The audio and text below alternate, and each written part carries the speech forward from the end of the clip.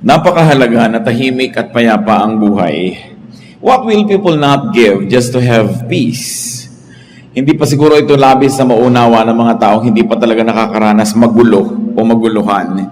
Pero yung mga nagdurusa ng mga magugulong isip, nababagabag, nalilito, napakadali na sabihin talagang mapakahalaga yung kapayapaan sa buhay. At ito ang isa sa mga gusto ng Panginoon na ating tamasahin, a peaceful life. The Lord says, my peace I give to you, my peace I leave with you. At yung kapayapaan, sabi niya, na hindi katulad ng ibinibigay ng mundo, kundi yung kapayapaan na galing talaga sa ating Ama. Ano nga ba yung kapayapaan na yun? At napakahalaga, paano yun nakakamit sa buhay?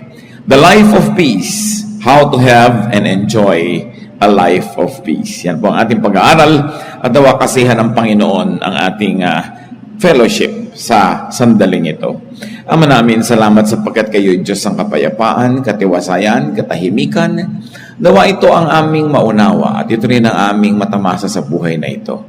At nawa, kayo po ay mangusap ng may kapangyarihan, maunawa namin at maipamuhay ang nakapagpapalaya ninyong karunungan. Lord, speak in power and majesty. Heal us of our spiritual sicknesses, strengthen us and empower us, even physically, so that we may have the strength to focus on your word and on your blessing to us. Be our speaker, Father. Kayo po ang maging tunay na tagapangaral. Gamitin nyo lang lingkod nyong kasangkapan, pero yung karunungan nyo ang aming marinig at ang aming maipamuhay ngayon. Salamat po sa ngalan ng iyong anak na si Jesus. Kapayapaan, napakahalaga. How to have and enjoy peace. Proverbs 15:17. Contemporary English version po ang ating babasahin. A simple meal with love is better than a feast where there is hatred. So dalawang contrasting ideas, isang simpleng kainan at isang handaan, isang piging. Sabi niya, mabuti pa kung simple na lamang ang okasyon, simple ang pagkain at kainan, kung ang nangingibabaw ay pag-ibig, kesa naman sa isang napakalaki ang grandeng handaan, pero may kagulo, may pagkakagalit at mayroong hatred. Totoo nga naman, kung minsan po sa kagustuhan nating malaki yung event, sobrang laki ng pangangailangan, sobrang dapat maraming preparasyon, malaki ang gastos, malaki yung stress, ang nagiging ending gulo. Kaya sabi niya, mabuti pa ang maghari, love. So it's one of the more important elements to have peace. Love. To love as verb, no? Because love makes peace possible. Pag may pagmamahalan, marami kang napapalampas. Pero pag may pagkakainisan, pagkakagalit, kahit maliit na bagay, napapalaki natin. So it's very important. You want a peaceful life? Be loving. For peace is a lot easier to attain when there is love. Mahirap magmahal, totoo yun, pero mas mahirap magmuhi. It's very difficult to love, but it's a lot more difficult to hate. It takes a lot more energy at mas nakakapagod yun.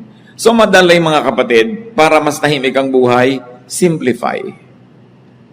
Kung kayang-kaya natin, yung maluho, yung malaki, yung grande, maingay, talagang kapansin-pansin, without sacrificing our peace, then go ahead.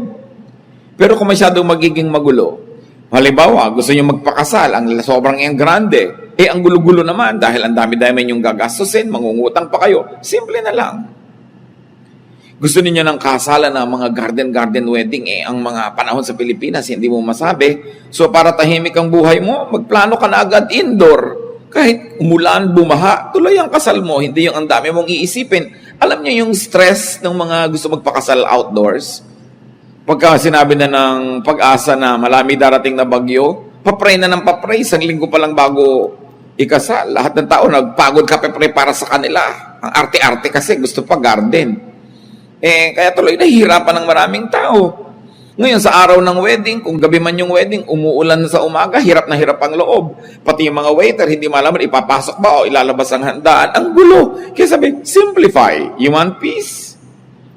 Simplify. Simpleng damit. Yung iba, sobrang garbo ng mga damit. 5 yarda ang belo ng bride. Hindi na tuloy makalakad dahil sumabit na sa lahat ng silya, sumabit na sa carpet, nakaladkad na niya yung buong mundo.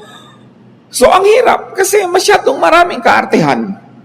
Kaya sabi dito, simplify. Better a simple meal rather than a feast. Magkakaroon lang pala ng hatred. Kayo na ang bahala mag-translate sa buhay niyo mga kapatid kung ano yung simple at alin yung magarbo. At alam nyo, nakakapagpagulo. Kahit sa andaan ko minsan, when you want a perfect na hain in more opulent homes, makikita mo kung paano nai-stress yung lady of the house na nakaupo with the guest kung yung mga katulong hindi marunong mag-serve. O nagkakamali, anong kutsarang inilagay dito, anong tinidor, saan inilagay si baso, nandidila talaga yung donya at kung pwede lang niyang kainin ng palihim yung katulong niya kasi yung reputasyon niya ang nakataya. So relax, gawin mo na lamang na, hindi na sit down dinner, gawin mong buffet. E di ang simple-simple, hindi ka pa sobrang napagod. At kung wala ng pagkain, wala na, di titigil na tayong kumain.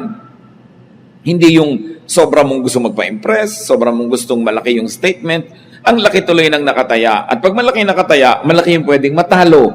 At pag malaki yung pwedeng matalo, stressed ka sa buhay. It's better to simplify.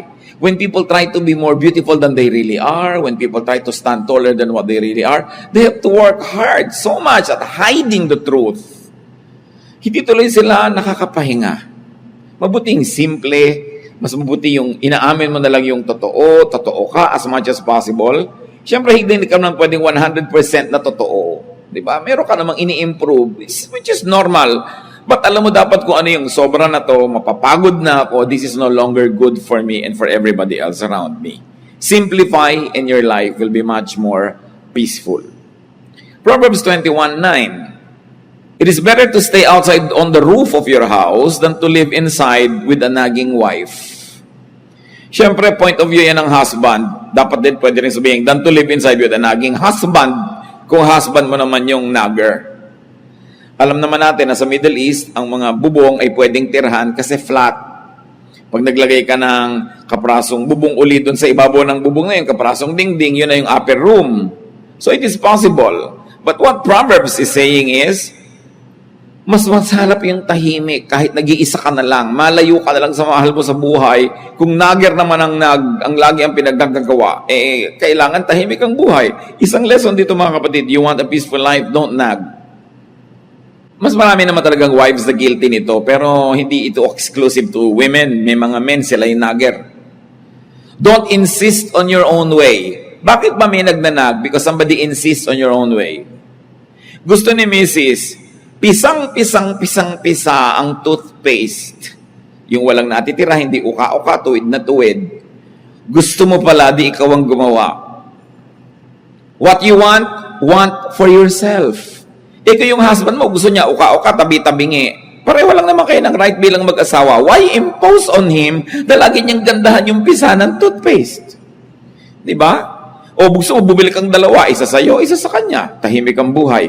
But why impose your values on somebody else? Because you think you're better? Because you think you're superior? Kaya nagkakagulo mag-asawa. Because you impose. Gusto nung isa ang lamig-lamig ng aircon, gusto nung isa mainit, maghiwalay kayo ng kwarto. O wag na wala na lang aircon para walang gulo. Yung gusto, yung isa ayos na ayos yung sa pinangkama, yung isa naman pagka sumakay sa kama, nagulo na lahat. Maghiwalay kayo ng kama. Ngayon ayaw mo maghiwalay, tiisin mong magulo. Gusto mo pala mag-ayos ka, pero kung ayaw niya mag-ayos, don't impose. When somebody imposes, that's when stress becomes unbearable. Siyempre naman, yun namang mga asawa, lalo kasambahay, kung pwede kang makisama dun sa mahal mo sa buhay para siya sumaya, di gawin mo rin. Pero ang totoong may problema nun, hindi yung ayaw pumisa ng toothpaste ng maganda, yung nagpipilit na laging gandahan yun. Yun ang mas may problem. Dahil hindi naman ini-insist sa'yo ng asawa mong guluhan mo ang pagpisa. Siya, pumipisa lang, ganun lang. Pero hindi niya ini-impose sa'yo yung taste niya. Pero ini-impose mo sa kanya yung taste mo. Because pastor, di po ba mas maayos naman talaga yun? Oo nga, pero hindi. Sa 20 taon ba nakasasabi mo sa kanya na natutunan na niyang pisain ang tama? Di ba ang dami niyo na naging gulo dahil lang dyan? Tanggapin mo na lang o magpalit ka ng asawa. Hindi mo naman magagawa, bubili ka na lang ng extra toothpaste. O ayaw mo naman, pagtsaga mo tabi-tabingi. Alam niyo ibig sabihin, may mga babae kasi ang gusto, pag pinisa mo yung toothpaste, lahat na doon sa dulo, yung malapit sa labasan lahat at pantay dapat. At araw-araw yun ang problem. No? So, tanggapin mo na lang kung yung asawa mo pag naliligo, tumatalsik-talsik dyan, nagiging parang kanal yung bahay nyo. Kaysa man mag-away kayo, punasan mo na lang. O magdalawa kayo ng banyo kung meron kayong budget. Pero hindi pwedeng i-insist mo sa kapwa mo kaning gusto mo, kahit asawa mo siya. We were created as individuals with individuation. Don't nag, don't insist on your own way. What you want for yourself. What you want done, do yourself. Hayaan mo yung isang tao kung ganun ang kanyang ugali. Pero siyempre, kung kakausapin naman itong kabila, pagbigyan mo naman yung misis mo kung magagawa mo. Pero alam niyo yung likas ay likas eh. Can a leopard change its spots?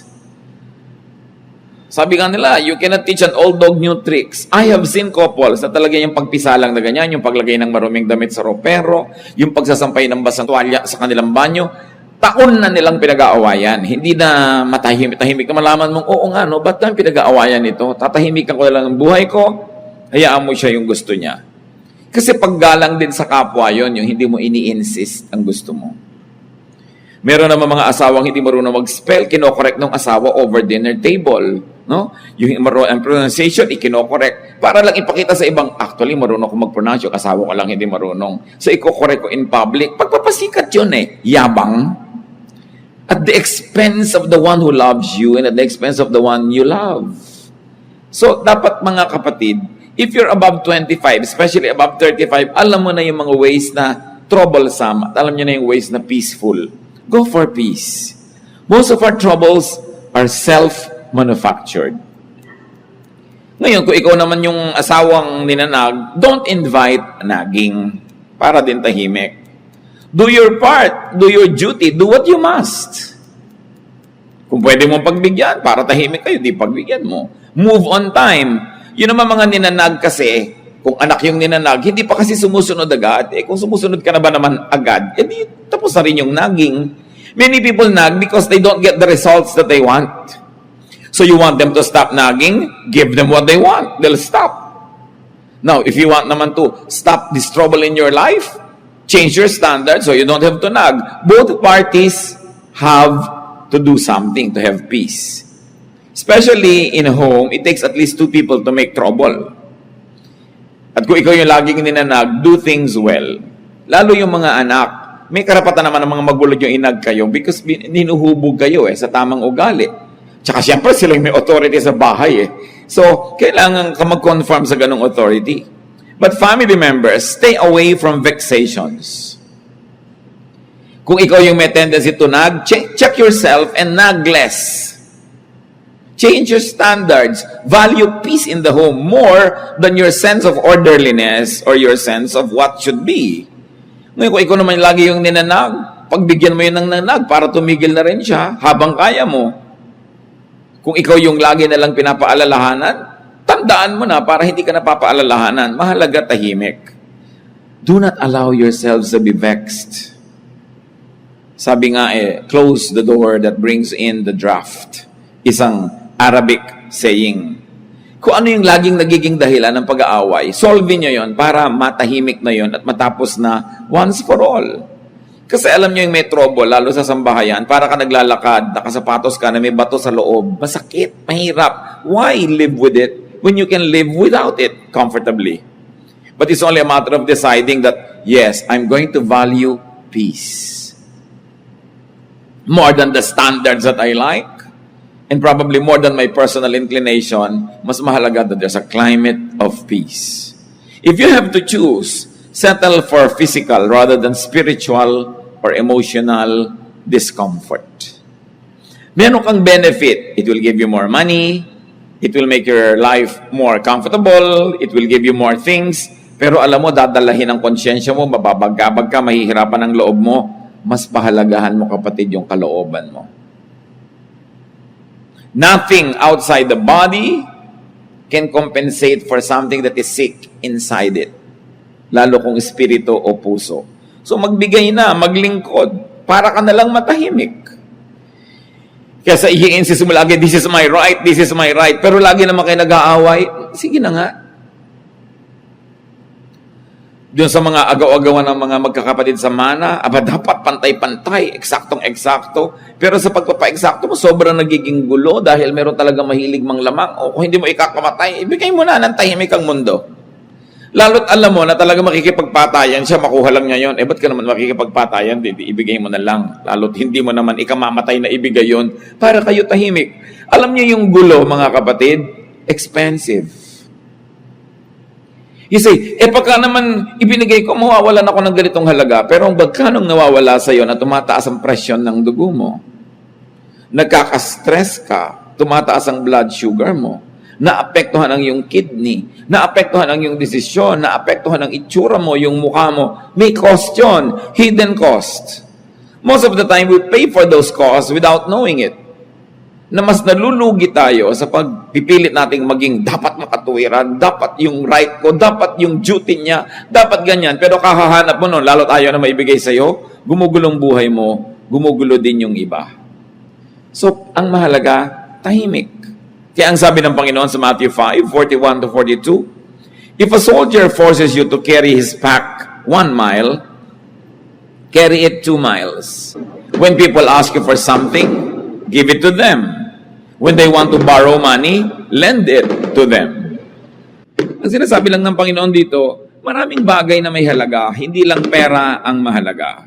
So kung yung pagpaparaya, yung pagbibigay, yun ang makakapagpatahimik sa buhay mo, yun na lang ang pahalagahan mo.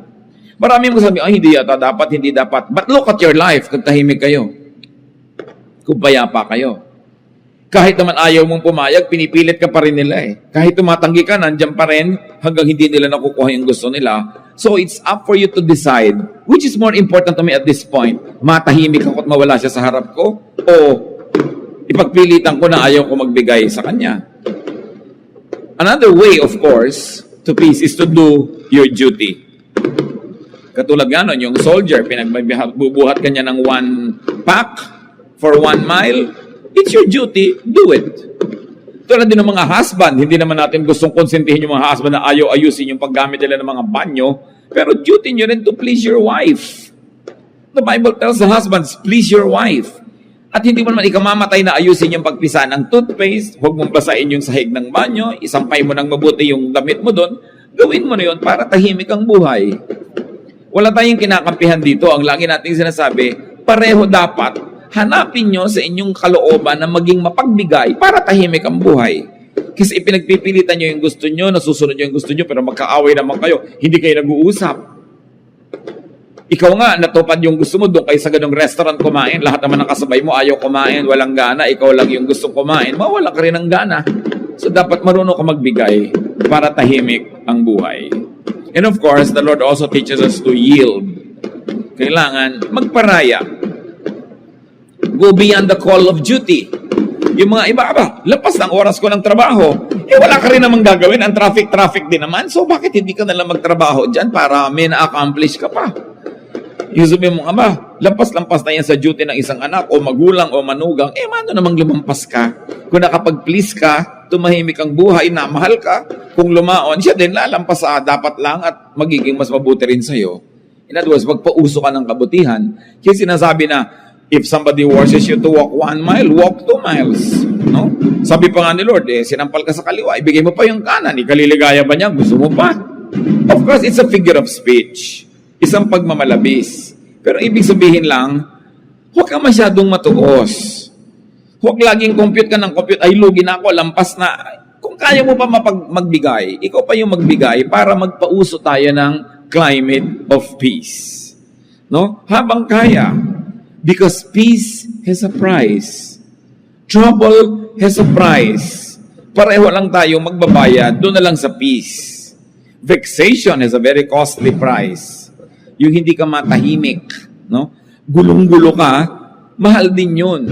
So kung minsan binabayaran na lang natin, binibili na lang natin yung katahimikan natin para rin sa ikabubuti ng ating kalusugan.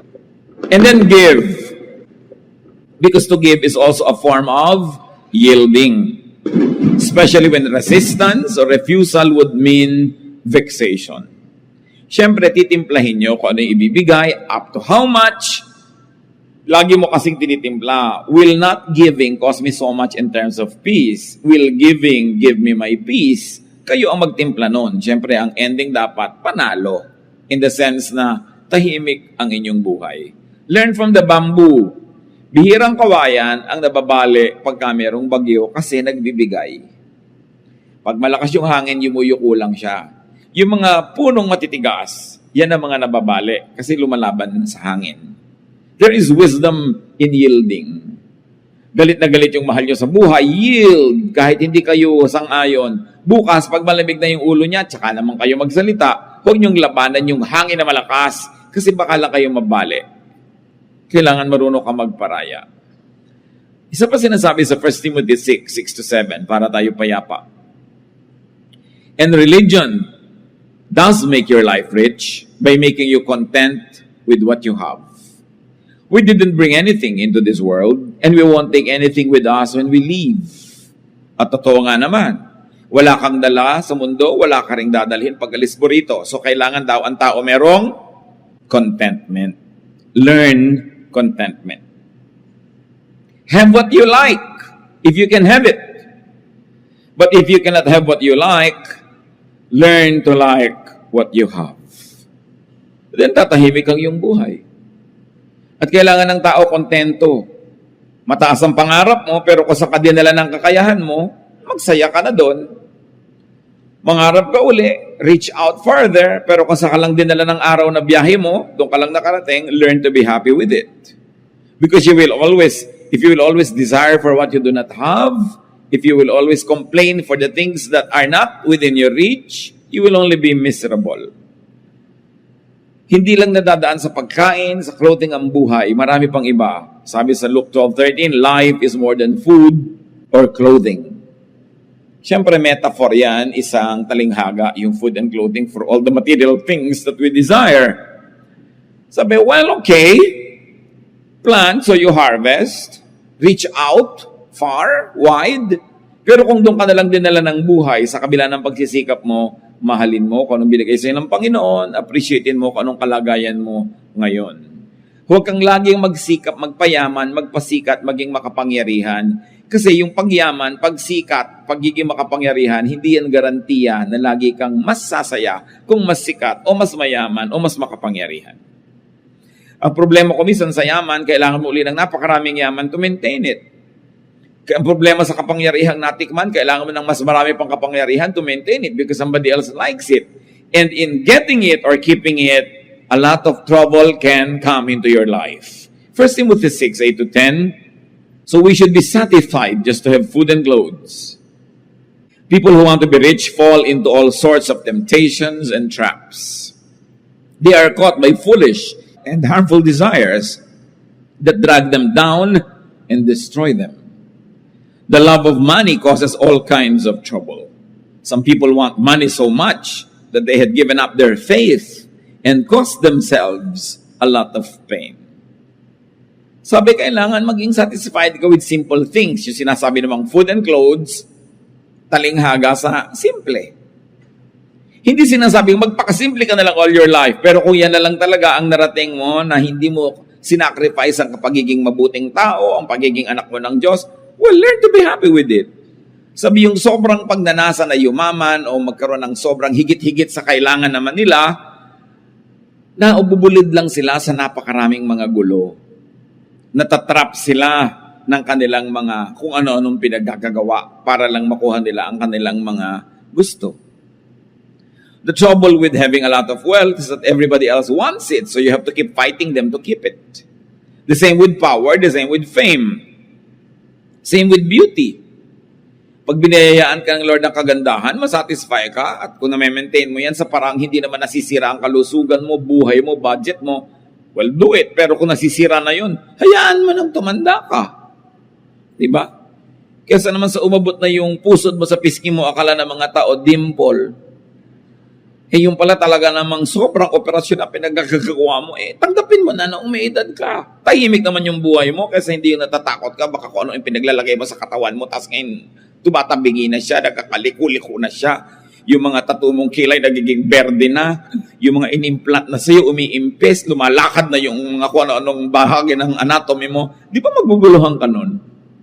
So kung konting ayos, may effect, pero dapat alam mo kung ano yung magbibigay sa'yo ng gulo at huwag mo na lamang pagsikapan yun.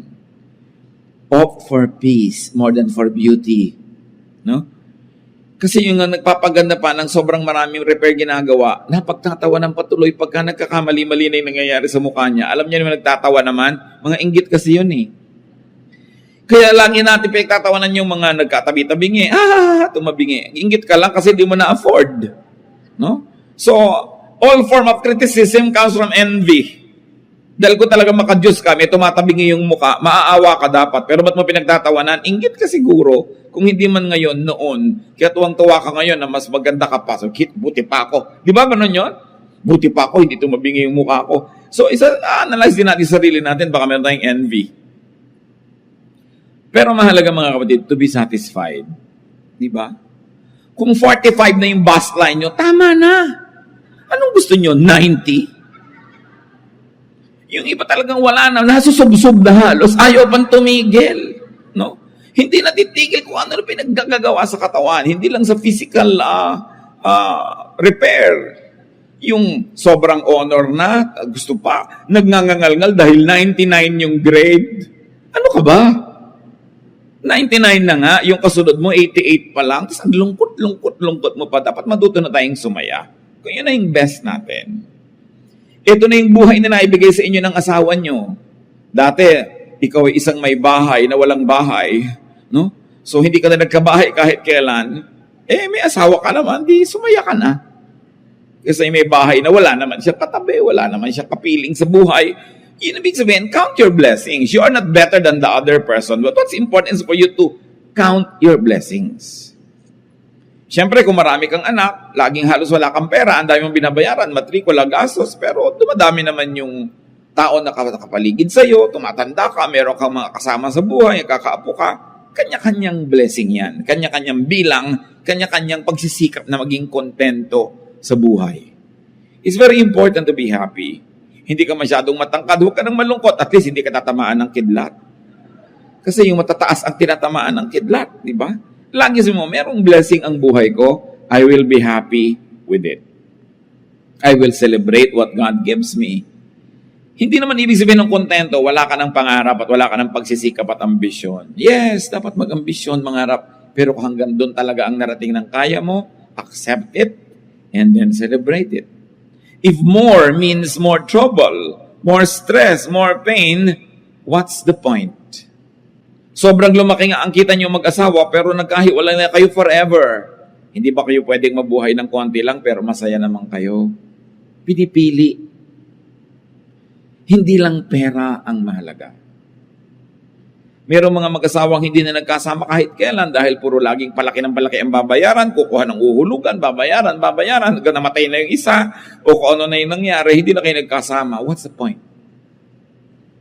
Hindi ko naman sinasabi, huwag kayo maghiwalay para maghanap buhay, pero hanggang kailan? When do you stop? When is enough? Enough. Ang tao dapat tututo ng contentment. The length of one's life is constant and limited. More power, more money, more beauty doesn't mean more enjoyment. Mas marami pa nga nagpapakamatay na maganda kaysa hindi maganda. Mas marami nagpapakamatay na tagumpay kaysa bigo. Mas marami nagpapakamatay na mayaman kaysa mahirap. So nakikita natin, hindi naman masamang yumaman o maging sikat o maging makapangyarihan. Pero kung hindi naman yun ukol para sa inyo at sobrang hirap para lang i-maintain, what's the point? Nakikita nyo, di ba ang mga bundok, iba-iba yung height? Pero ang totoo, pag tinignan nyo yung earth from far, far away from the moon, parang bilog, ibig sabihin, hindi naman kita yung agwat ng mataas, mababa. Parang pantay lang. Ganon din tayo mga tao. Pantay-pantay din tayo. Mukha lang tayong hindi pantay-pantay pag tinitingnan natin sa malapit. Pero sa malayo, pare-pareho lang tayo na hindi natin alam kung gaano tagal tayo mabubuhay. At kung naging maingat tayo, malusog at pinalad, pare-pareho siguro lang na ang buhay aabot hanggang 90, 100. Kung sobrang mahaba, 110. Pero wala namang mabubuhay ng 1,000, 2,000 years. Pare-pareho lang. In other words, what am I trying to say? No? Why bother to have more property than others when pare-pareho din naman kayong mamamatay? Why bother to be more beautiful than the other person na pareho lang naman kayo nang hinihintay ng kabaong? Hindi masama kung madaling mangyari sa buhay mo yung mga yon. Pero kung sobra ang ibinabayad mo in terms of internal trouble, huwag na lang. Live your life. Kasi kung nabuhay ka ng 70, 80 years, pero ang laking percentage yun, lagi kang nagkukumahog, lagi kang nai-stress, lagi kang naghahabol, lagi kang nagko-compete. Tapos yung isa, tahimik lang yung buhay niya. Kumikita ka halimbawa ng times 100 ng income niya, pero mas marami siyang katahimikan, mas marami siyang tawa sa buhay, mas marami siyang oras sa maglibang, magsaya kasama ng mga kamag-anak niya, mas marami nga yung pera mo, pero pareho rin naman kayong tig sa 70, 80 years lang eh. Pero ang totoo nun, mas nag-enjoy siya. It doesn't follow that when you're poorer, you enjoy more. What I'm trying to say is, if by trying to get more and more and more, you already begin to be troubled, it's not worth it. Ang pahalagahan mo, mas tahimik. Meron kang sasakyan, sarili mong sasakyan, pwede mong ipasada ng 20 hours a day. Ang dami mong kita, pero pag ipinasada mo siya ng 8 hours a day lang, may oras ka sa pamilya mo, may oras ka magpahinga, bakit mo papatayin ang sarili mo? Madadali lang ang buhay mo. Dapat alam natin when to stop. Ecclesiastes 3:12-13, I know the best thing we can do is to always enjoy life. Because God's gift to us is the happiness we get from our food and drink and from the work we do. So ang itatanong mo, mag-e-enjoy ba ako dito? Mag-e-enjoy ba ang mga mahal ko sa buhay? Mag-e-enjoy ba kami? Kasi kung ang tanong hindi naman, why do it? Mag-organize ang laki-laki-laking party.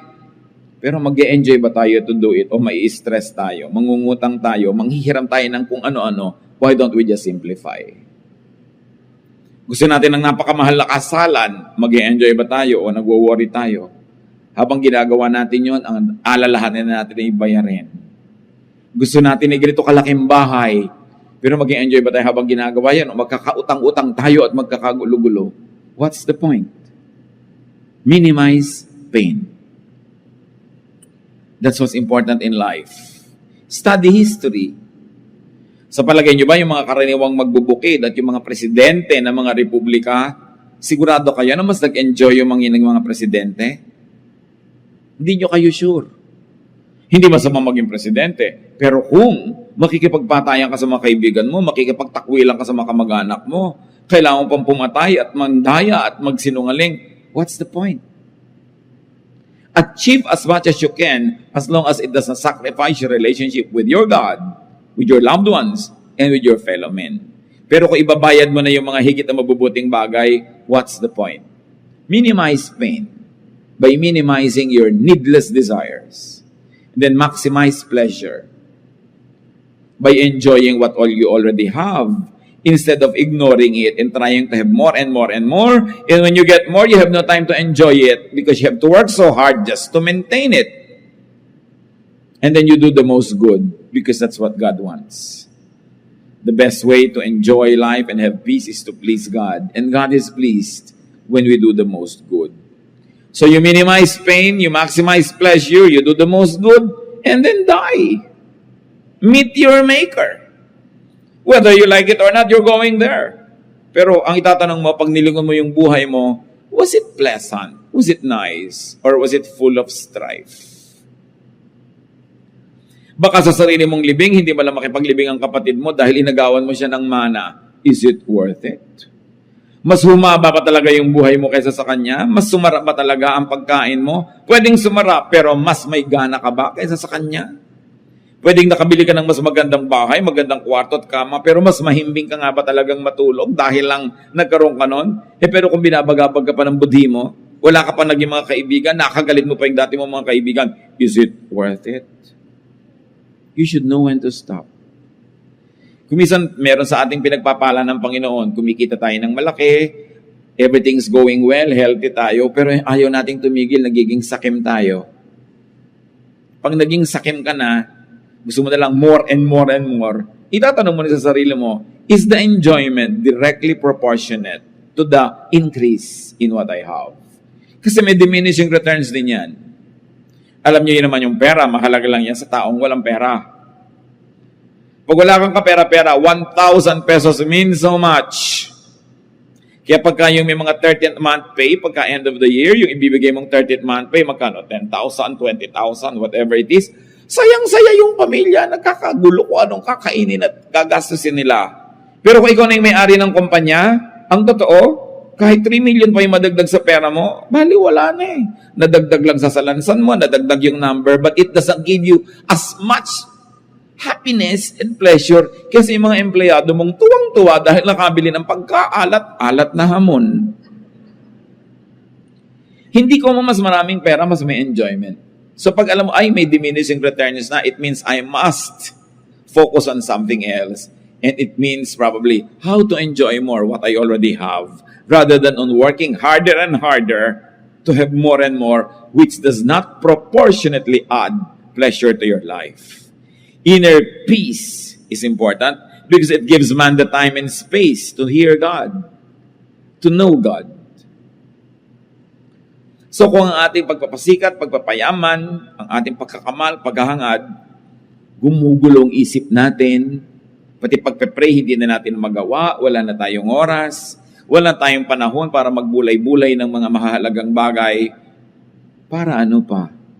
When you don't hear God and know God more, you will lack the peace that you will need in this life. So know when enough is enough. Psalm 46:10, our God says, "Come down and learn that I am God." Who will learn that God is God? Those who are calm, those who are peaceful, those who are quiet. But when your quests take away the calm, the peace, the quietude, you will have vexation. The more vexed you are, the less of God you will have because it takes peace to know God. And when you make it your priority to have peace, you know God more. Knowing God gives you more peace. Then you're able to know God more, and then you're able to have more and more peace. But the less peace, the less of God, the less of God, the less peace, baligtad, paubos ng paubos. Kaya huwag natin pabayaan na tayo ay magulo, mga kapatid. Magparaya. And it's very important that you enjoy life. You're working, enjoy it. Huwag niyong isumpa yung trabaho niyo. Kasi kung ayaw niyo, di mag-resign kayo. Kung ayaw niyo naman mag-resign, di mahalin niyo. Kesa nandyan, tas ayaw niyong mahalin, wala naman kayong choice, hati ang loob niyo. Ba, nagpipinta ka ng mga gulong ng jeepney, kung yun ang trabaho mo. Tas inaiinis ka, nagagalit ka sa buhay mo, inuumpog mo yung sarili mo habang ginagawa mo yun. Pero kailangan mo rin namang gawin, lugi ka dahil ginawa mo tas hindi ka nag-enjoy. Kailangan mo rin namang gawin, i-enjoyin mo na siya. It's important to teach yourself to love what you do. Yan ang itinuturo sa atin ni Solomon eh. Ganun, find pleasure in what you do. Huwag yung ay Lunes na naman, ay umaga na naman. Ano mas gusto mo, namatay ka na kagabi para wala ng umaga? Huwag yung pinagsasasawing, ay umaga na naman, laging, wow Lord, thank you. May umaga na naman, I have another day to eat, to drink, to enjoy life, to make money, or to do something nice. It's always a privilege. Lahat ng hindi pwedeng iwasan, dapat enjoyin. Kasi hindi mo nun pwedeng iwasan, enjoyin mo na. Yan ang sign ng intelligence if it's not a sign of spirituality. But in any case, brothers and sisters, always prioritize your inner peace. Lagi niyong itanong, ano ang effect nito sa inner peace ko? O mga dalaga na mahilig magpakasal sa garden. Alam niyo kung bakit nakakainitan pa yung garden wedding na yan? Kasi ako yung nagkakasal. Nakaka-stress. No? Ako minsan ang lakas-lakas ng hangin, parang layag na binta na yung belo ng babae. Daling kaya ng hangin tong babaeng ito nang malaman niyang hindi tamang dito siya nagpakasal sa ibabaw ng bundok. No? So, sasabihin mo, okay, gusto namin ng ganitong wedding, pero kakaroon ba ako ng inner peace? Na lagi ako nag-iisip, paano kaya yung weather? We cannot control it. O, ibaba mo na lang, maglagay ka na lang ng mga plastic na halaman dyan sa loob at manuwari hardin. Lagyan mo ng mga tuko kung gusto mo para hardin na hardin ang effect. Hindi ka pahihikain. No? So, ano ba talaga ang gusto mo sa buhay? Will it give me inner peace? Ayaw ng anak mo ng isang kurso, ipinagpipilitan mo. Will it give your anak inner peace? Will it give you inner peace? Anong gusto mo lang? Gusto mo lang magkaroon talaga ng anak na engineer o dentista kahit hindi kayo peaceful? Ayaw ng asawa mo na ganito ang gawin mo sa bahay ninyo, pero gustong-gusto mo. Ang tanong is, will it give me inner peace? I want to arrange the furniture, pero walang budget. Will it give you inner peace? Will it give the other members of your family inner peace? Bihira kasi natin, mga kapatid, nilalagay sa equation yung peace.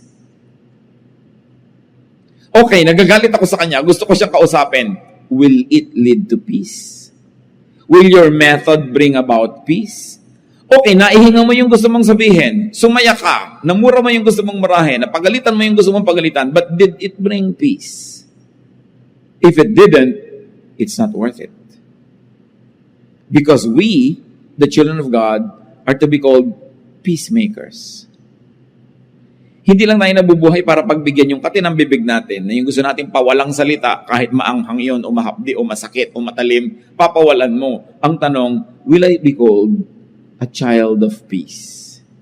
A peacemaker. After I have done this. Always have peace. And make it your ministry to give peace. Not always to give a lesson, to give a lecture. Give peace. Pag kayo nagbibigay ng kapayapaan sa inyong kapwa, hindi nyo sila kailangan itali sa inyong paligid. Sila na mismo ang magbo-volunteer na susunod-sunod sa inyo, sasama sa inyo, kasi peace ang napapala niya. Pero pag laging gulo ng isip, bagabag, lalayo sa inyo. Gusto nyo ba yun? Bakit ang daming magagandang babae o magagandang lalaki nilalayuan ng asawa? Kasi hindi peaceful ang buhay nila. Merong dating babaeng mahal na mahal si lalaki, pero after 20 years, ayaw na niya, sinusumpa niya, hindi ko na kaya. Sabihin niya, ano hindi niya kaya? Yung gulo ng loob. Huwag na, di bali na, kung guwapo ka, di bali na may pera ka, ayoko na. Kasi ang mahalaga talaga, peace eh. So give peace. Allow others to be peaceful. Hindi ko mo lamang ikaluluwag ng loob mo, ibinuntun mo na sa kapwa mo, siya naman ang nahirapan. Be kind. So ang tanong, what vexes you? Anong gumugulo sa isip nyo? Ano nagpapagulo sa kalooban nyo, mga kapatid, na pwede namang tanggalin para huwag na lang kayo maguluhan?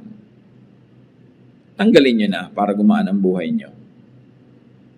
Kung kaya nyo mabuhay nang wala yon, what's the point? Diba? Kaya mahalaga yung confession, you confess to God because you have peace.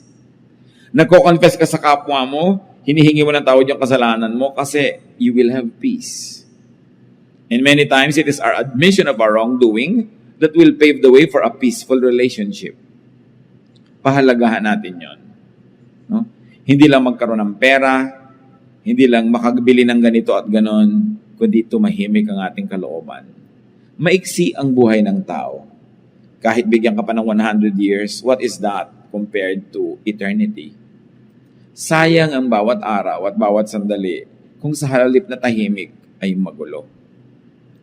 Sayang ang lahat ng ating paghihirap kung ang magiging ending, magkakagulo lang, magkakagalit lang ang mga tao. It's pointless. God is God of peace. And if there's one gift that God would like us to enjoy, it is a life of peace. But for us to enjoy it, we must be able to identify the causes of vexations and troubles, and in the name of Jesus, get rid of them. Open your hearts up to God and allow His methods of peace, His ways of peace, which is to be humble, to be kind, to be contented, and to be willing to be corrected. Don't always insist on your own way. Sabi sa Corinthians, love does not insist on its own ways. Mas pilitin natin na maging mapagbigay kaysa mapag-impose. Mahirap kasama yung laging gusto niya, siya ang nasusunod. Pwedeng masunod siya ng masunod, but after a while, wala na rin susunod sa kanya. mawawalan ka na rin ng kasama. Don't always impose yourself. Give peace to people who think otherwise, who like something else. Kanya-kanya lang ng panahon, bigayan dapat ang buhay, lalo sa mag-asawa at sa pamilya. Ama namin Diyos. Siyasatin niyo po ang puso namin ngayon kung kami po ay payapa. Tahimik ang aming buhay.